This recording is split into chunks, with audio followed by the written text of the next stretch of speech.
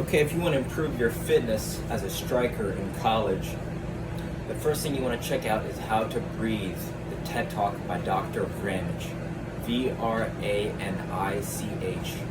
It's the smallest thing that can create one of the largest improvements in your soccer recovery, endurance, and stamina.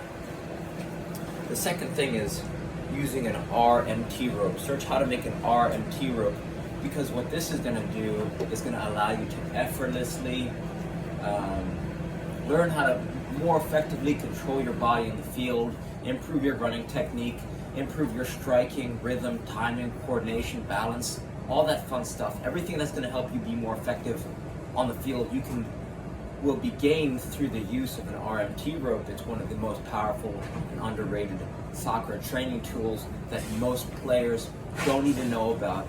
So, right from one-legged balance to be able to rotate the court, to improving juggling, to your striking technique, until you feel the power, nothing I can say will convince you otherwise. So you don't have to believe me, but if you try it and start swinging it, then you'll feel what I mean when I say it'll completely change your soccer game, and as well as recovery and prevent fatigue that you're talking about.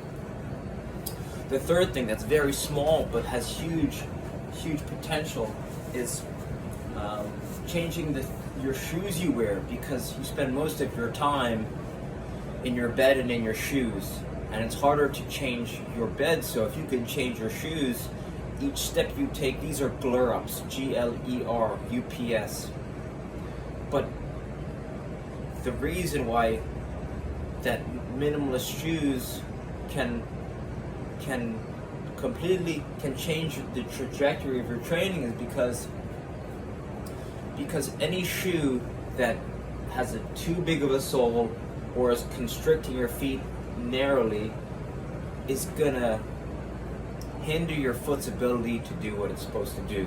So it's like, in my mind, players have two options. If you have shoes that constrict your feet and diminish your Achilles and your ankle's ability to move effectively, you're going to make yourself worse with each step. But if you have a shoe that allows your foot to expand, allows your ankle joint to move effectively and your toes to move unrestricted, that means each step you're going to grow stronger. I only have one pair of shoes, and these are them. And I wore these to my stepbrother's wedding. I wear these to work, and I go wear these for breakfast, to dinner, going out on the town. Right, they're a multi-faceted shoe, and I don't even wear socks in them. So now I'm not even worried about socks. Right, so if you want to change your life in an effortless way, shoes are something that are so small that change, but that can have huge improvements. So definitely check those out.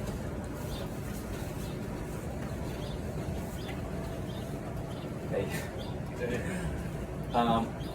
Fourth thing would be bicycle. Right? Most soccer players spend too much time running and or maybe driving their cars in town and don't have a bicycle. It's like anyone who's got a fitness problem usually doesn't have a bicycle, right? So the fastest and effortless way to improve your soccer game is just invest in a cheap bicycle. Obviously you want to be safe, but a bicycle can just create so much joy in your life because you're saving money on gas and you're not in basically a motor gas powered wheelchair, and you'll just you'll just feel better, and you can get more touches on the ball, right? Because it sounds like you're doing a lot of work during the week that really focuses on running, but it sounds like you need to shift it where you need to spend less effort on training so hard and more effort training smarter, because then you can be more relaxed when you get on the field and be more really sharpen your touch, so you don't have to do as much running to make yourself more effective, right? So it's almost like, instead of working hard, to work harder on the field,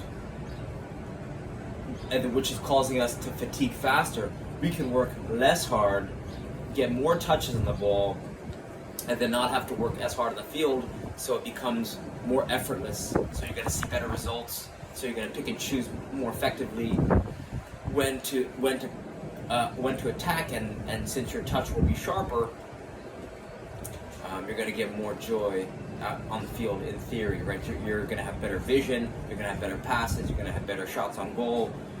So for those reasons, the next thing I want to talk about, if you're not using one already, right, using a kick trainer, right, you say you're a striker, well, this kick trainer is probably one of the fastest ways, effortless ways, that you can really work on your passing, shooting, timing, rhythm, coordination, balance, rhythm, everything that you need to be effective as a striker can potentially be trained in one way or another here, because you could cram months of training into days or weeks with a kick trainer, right? And you don't have to wait for a partner. You don't have to go to a wall. And I'm not saying that walls or training partners or rebound are not effective. What I'm saying is this mimics all those things in an effortless and portable fashion. So you could bring it to work, you could bring it to school, you could bring it everywhere you go, so that in 1 minute you could get 60 touches. So that means if you bring this ball for a walk, you could get close to 1,200 touches, walking around for 10 to 15 minutes with a simple ball and a rope. This is an SKLZ solo kick trainer, but you could just make one with a size 1 ball, some duct tape, and a length of rope. Ideally, the length of your ankle to your hip, right? Maybe a little shorter. So if you're not already using one of these, it's kind of relates back to the whole not working so hard to achieve optimal results, right? You want the minimum effective dose of effort so that you don't have to spend as much time recovering.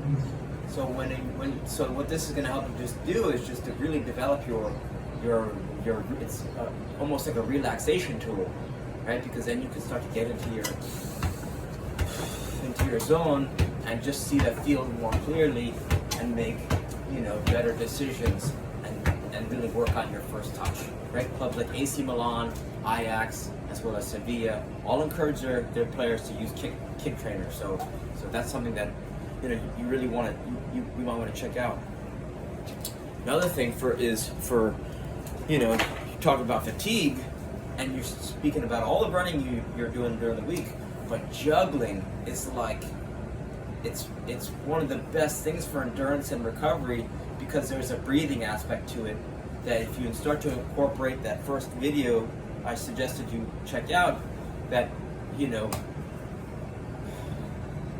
anyone can run hard, right? Anyone can run and run and run and run, but it's the quality of your touch on the field and being able to keep a ball up rhythmically for short periods of time is really going to make you a more effective player.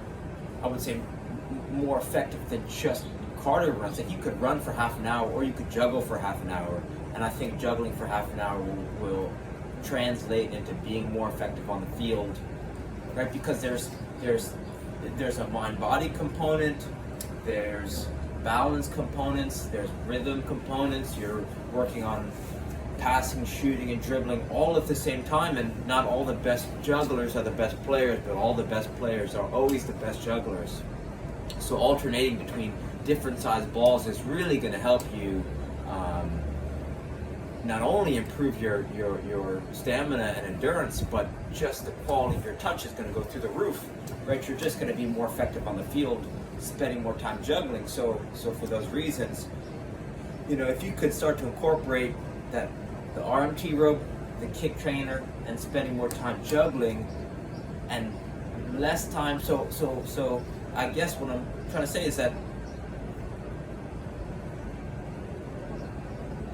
you can effectively train your prevent against fatigue and improve your endurance and stamina by doing more focused, more thoughtful, spending time in more focused soccer activities that are going to translate more effectively than just